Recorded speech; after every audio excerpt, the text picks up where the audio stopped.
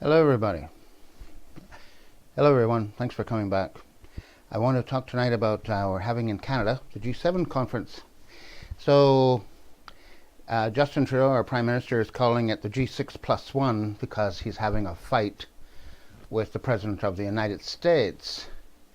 He's gotten really feisty. Now, I want to give you the background of the Prime Minister of Canada because he's not actually, he lives on a trust fund. Although he says he taught drama, possibly he did. But he also is proud to say that he was a bouncer in a bar. And I have seen him fight once. And a bouncer in the bar is the king of the sucker punch. You may or may not know this or have ever seen it. But the bouncer in the bar, if they want to knock somebody out or cause them some discomfort, they wait until they've had a few. And the guy who's had a few, it's like shooting pool with a rope. Unless they're from Newfoundland, then you better be careful. It's just a Canadian joke, sorry. Anyway, he's punched a woman in Parliament. He beat up an Indian in a boxing ring, live televised event, you know. Kind of looked like a Don King production. I don't know if anybody remembers who Don King is. But he did a great, my opinion, disservice to professional boxing, which has never seemed to recover after that. So anyway, Justin Trudeau, who has been very mouthy about the President of the United States, and now that the President of the United States is coming here, and a lot of the world leaders are here, President Macron from France is here. And he and Trudeau have had private meetings about they're making a strategy about how to deal with the President of the United States. And it's kind of it's a buddy system, I guess they're trying to figure out maybe. But I want to tell you something about France because I was in France for about 3 weeks once, and my brand of French is what I would call restaurant French. It's not very good. I can sort of get by with it. But the people of France are purists about their language. They want it spoken well. And you can't, you know, it's their language. Have your own way. I've been in England many times. And when I speak in England, especially in Scotland, they cannot understand me because my accent is so bad. Now, I thought I was speaking the Queen's English, but I've been in London. I've been around Buckingham Palace. And what language is that, man? Anyway, you keep thinking somebody's got their hand in their butt. They're like a big puppet, and it's like, who's making you speak? Let's get back to this Macron person. Macron is newly elected, of course. Prime Minister Trudeau is newly elected, and it's to try and gang up on the President of the United States is a very bad idea, in my opinion. He is the President of the United States. The world's economic system is still based on the U.S. dollar. So you better have some goddamn respect for it. Whether you like it or not, buck up. Or in Canada, Mr. Trudeau doesn't like the word man. It has to be person. And one woman member of Parliament in Ottawa, when she was addressing the Prime Minister and had him sort of on the ropes, she was questioning him so hard, she said, person up. And everyone laughed because Mr. Trudeau doesn't like to say man. He likes to say person. Anyway, they're personing up in Quebec, ganging up on the President of the United States. However, the President of the United States, in my humble opinion, is trying to kickstart the American economy because it has been devastated from 1980 on until now. Most of the manufacturing has gone offshore, and that's the fault of who? That's the fault of Wall Street. Wall Street always had the ear of the president, and they should never have. They are greed-driven people. Wall Street is just that. You probably will not find a patriot anywhere. I know I watched the Wall Street opening, and you do see the American flag, but they don't look like they're all that patriotic to me when they're giving IBM to China. When they're outsourcing, you can't buy a microwave made in the United States or a refrigerator or you know, all these things that we all need to have a reasonable standard of living, of life, let's say. All offshore now. Manufacturing just, here you go. We're going to use that slave labor in China or Thailand or Bangladesh or wherever the hell else we can get. Even you'll find these Hollywood people, you know, fashionistas, great actresses and actors, and they decide they're going to have a clothing line. like Puff Diddy and people like that. And what do? They go find a country that's got child labor. And when they get caught out, they say, well, I didn't know that. My handler never told me that there was child labor there. Excuse me, if you can study lines and do your acting, and you didn't do any footwork here to discover how your company is making shirts and shoes and handbags, come on. Who do you think believes that? Certainly not me. That's why I'm telling you, we're all being dumbed down by television. You have to be able to be a critical thinker on your own. I mean, get the facts, if you can get them, as close as you can, and work it out yourself. I mean, you're not a stupid person, are you? You can work it out yourself. What do you think you got a brain for? That's how come you got one. You can do it. And I strongly recommend, even if, like our Prime Minister in Canada says, if you don't think the way he does, then you're not in his tribe. Well, that's nice. I don't want to punch out a woman in Parliament, and I don't want to beat up an Indian in a bar. And I certainly don't want to beat other people in the bar. I like to have a beer once in a while, and it's nice to sit down without the bartender or the bouncer coming over and say, "You've had too much, pal. Get out." You know, they kind of do that, actually. They try to rile you up a bit. And so, in fact, it happened to me just... I had a cell phone out, and I took a picture of somebody. The bar's just around the corner. And in Canada, you're allowed to do that. Unless they post it on the door somewhere, that pictures are not allowed. You know, you may have a celebrity. Certainly won't have a celebrity around here, except we did have one, though. We had Sylvester Stallone, who used to go to a stripper bar down the street. That stripper bar is owned by a very recognizable group. You have to be careful what you say, because that very recognizable group, they got guns. A few of them. Anyway, so let's get back to Macron. Macron is here, and they're devising their little plan about how to... I expect what they're going to do is try to ostracize President Trump by, like, basically turning their back or ho-hum, you know, while he's speaking. However, that's going to be a problem. If they're planning to do that, that is going to be a very big problem. And here's another problem. Justin Trudeau is from the province of Quebec, and they are called Quebecois because they're very nationalist spirit people.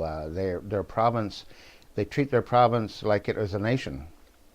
And they have been separate from France for a very long time, so they have developed certain ways of speaking the French language, which is not the same as Parisian French.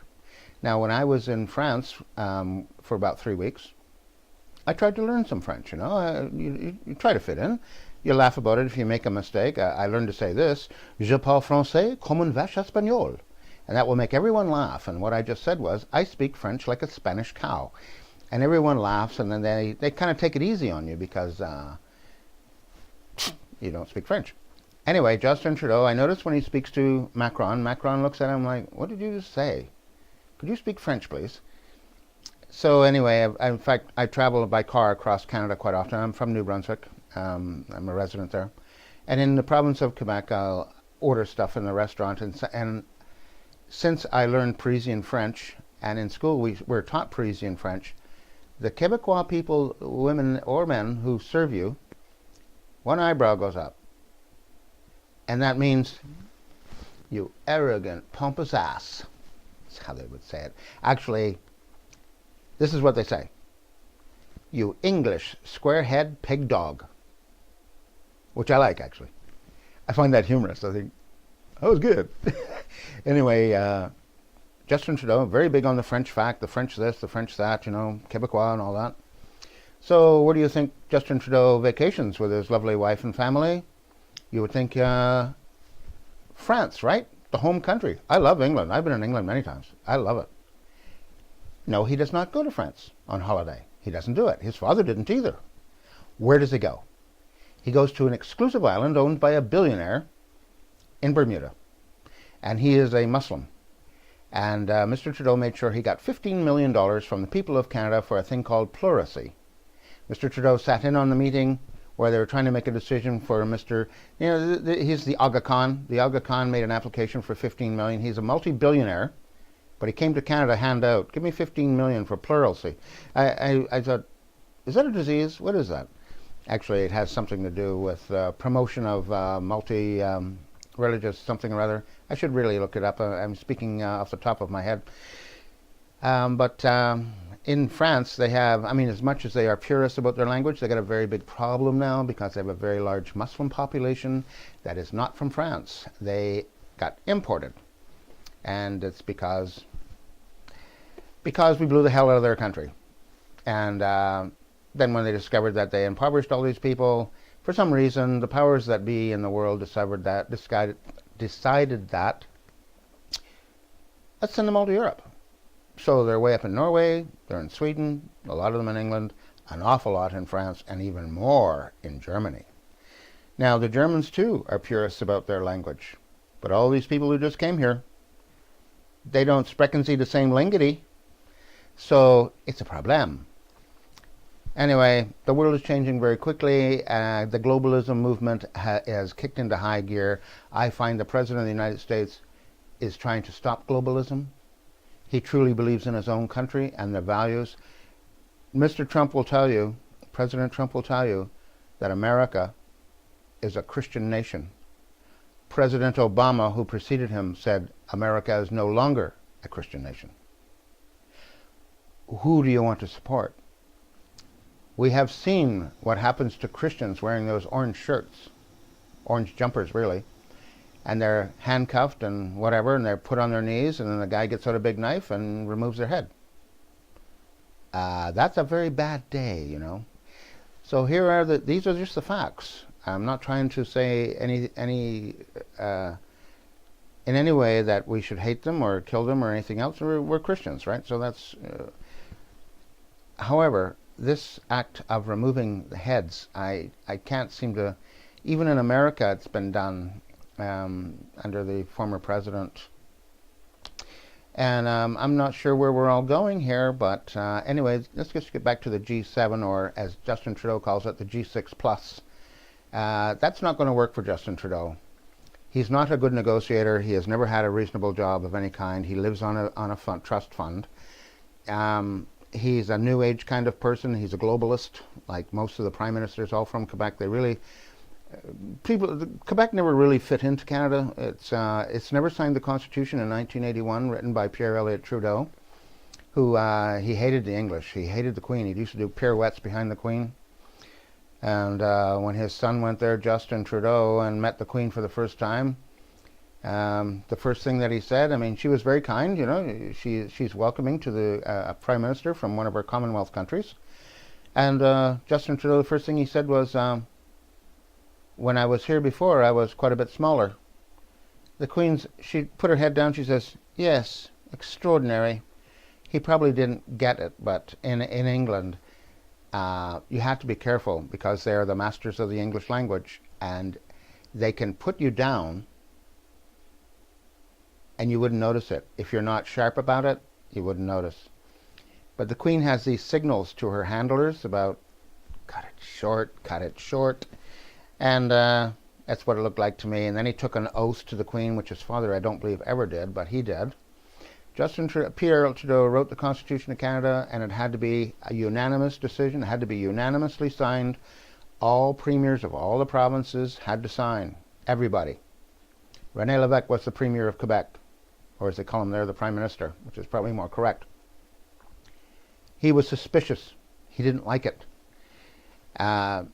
What Mr. Trudeau did was he brought, I'm going to call it fascism, which is what it is. It's the laws of France, Napoleonic Code, the laws of a dictator, where the government is protected from the people. I mean, what leader of a country wouldn't want to be protected from the people? Everybody does, you know. They got the police on their side. They picked all the judges. It's fabulous, right?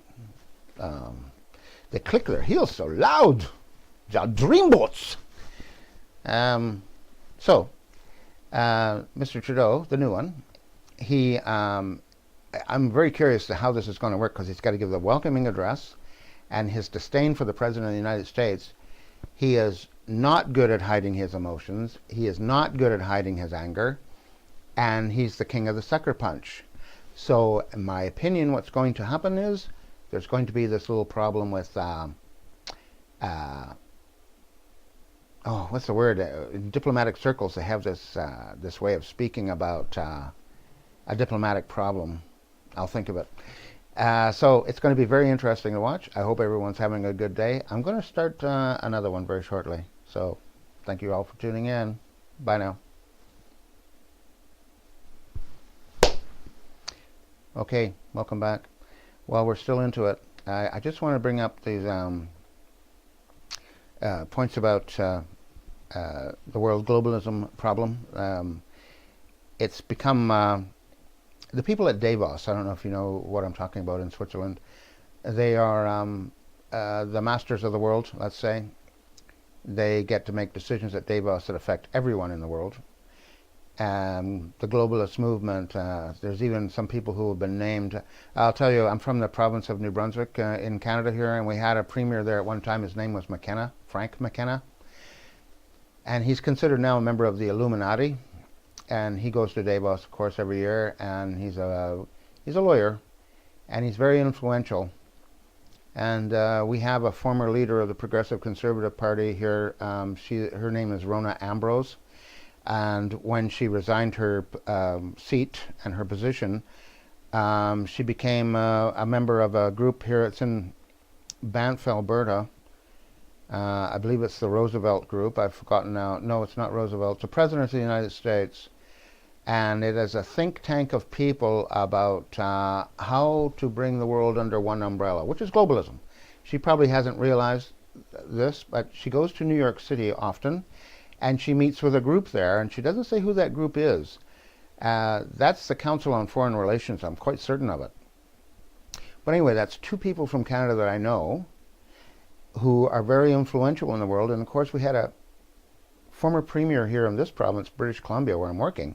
His name is Gordon Campbell, and he's responsible for spearheading the action to get the Olympics here, 2010. And this city has seen growth like crazy, mostly all residential, nothing much for like production. It's all service work, really. And when he was done being the premier of the province, he lost the election. The Prime Minister of Canada, his name is Stephen Harper, was leader of the Conservative Party, and Gordon Campbell was the opposite party, Liberal.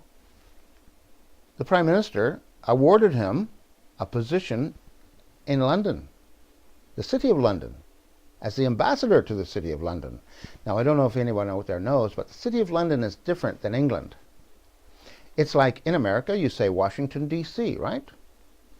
In London, you say City of London, which is the same as Washington, D.C. They have a ruler. There are no elections for this ruler.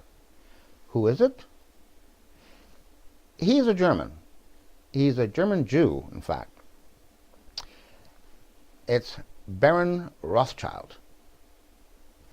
And the other city in the world is Vatican City, which also does not have elections. And they have a ruler, and you all know who he is.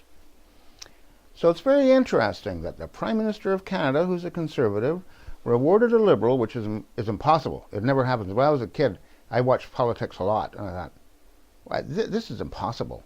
No Conservative ever rewards a Liberal. No Liberal ever rewards a Conservative. But Stephen Harper did this for Gordon Campbell.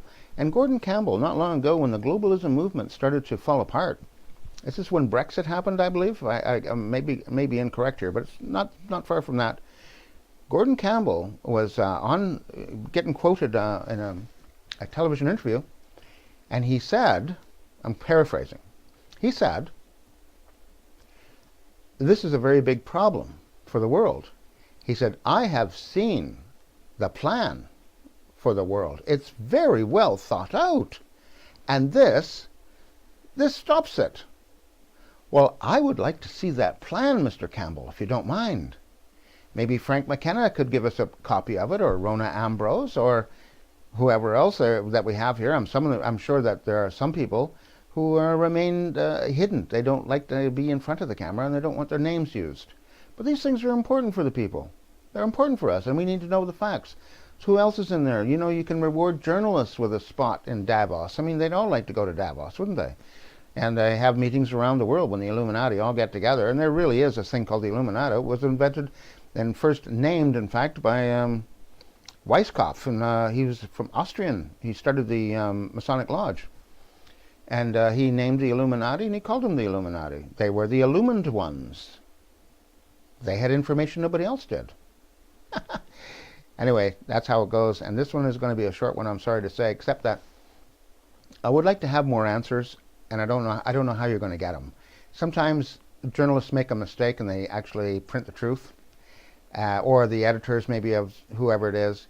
We have a very big problem in the United States, in particular, because I'm in a country that we border the United States. I've noticed that there's almost a civil war. Hollywood doesn't like President Trump. CNN doesn't like President Trump. In Canada, we have a thing called the Canadian Broadcasting Corporation, and they don't like the Conservative Party. They love the Liberal Party and the NDP, but they don't like the Conservatives. It's part of their history. It's part of who they are. But I noticed, since the eclipse in the United States, which divided the country almost exactly in half, journalistically speaking, the Civil War is on. Now, you have to be careful, because the United States Constitution protects the government of the United States.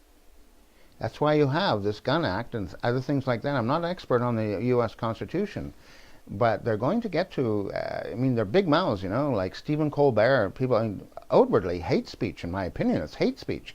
He's not the only one, This Samantha Bee person calling Trump's wife the C word, Who the hell are you? Have you no respect for these people? Melania Trump is a beautiful woman, fabulous looking woman.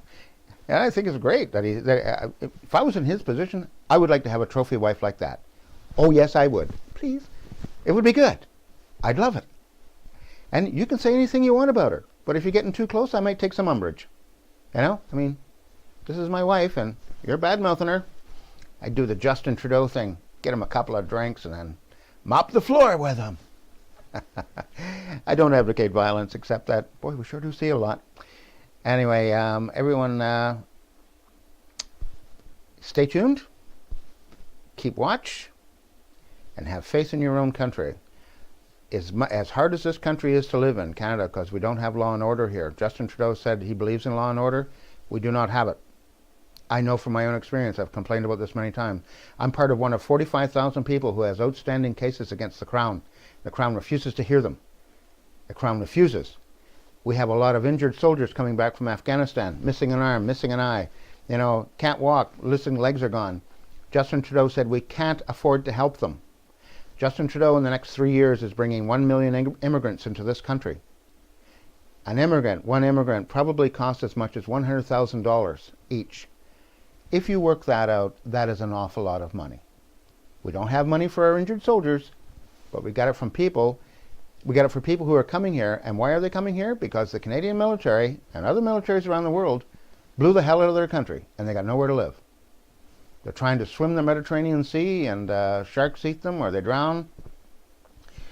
These are just the facts. I don't have anything to do with it other than to talk about it. I don't have this power, and I don't know anyone who does.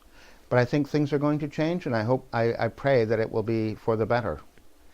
We're coming in, these are difficult times, and we're all going to live through it.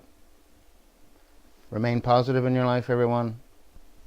Do not pick up violence. The powers that be are... you see, a chef just died. I don't think I've ever watched any of your show. I don't have a television anyway. He was a very popular chef. Your former president, Barack Obama, was a big fan of his. Bourdain, I guess is his name. And sociologically speaking, you can tell when cultures are at the bottom is when cooks, chefs, are the most popular people in the society. And they get the best ratings, and he has committed suicide. Now, what would be the reason for this suicide? What would it ever be? He's very popular. I'm assuming he's got some bucks behind him. He's probably not short of change when it comes to tipping the taxi driver. So what would it be that Anthony Bourdain was on his mind so badly? Doesn't seem to have had a history of mental problems, of depression. Like, I go through fits of depression just because I worry about money all the time, like a lot of people do. And in this city, we have an awful lot of homeless people. An awful lot. And they're all Canadians. They've been here for many years. They're from this country, but they can't seem to get employed. And now we've got a very big drug problem coming our way with the legalization of marijuana under this Prime Minister Trudeau. I have a former girlfriend who works for a liquor distribution branch. They're going to start distributing marijuana. So they're building a brand new warehouse, not far from here, Richmond. She's going to have to travel to Richmond rather than she used to work in Burnaby. You don't have to know that. But anyway, she said that the holdup in the distribution center is how to house the marijuana, how to verify the sales of marijuana. There's lots of logistical problems here. Anyway, when I get more info, I'm going to let you know. Running out of time. Got to get going. My crew says hi. They're they do these things to make me laugh, and sometimes they correct me because I can't remember her name. But anyway, the crew says hello. Hope you're all doing well. Take care, everyone. Bye-bye.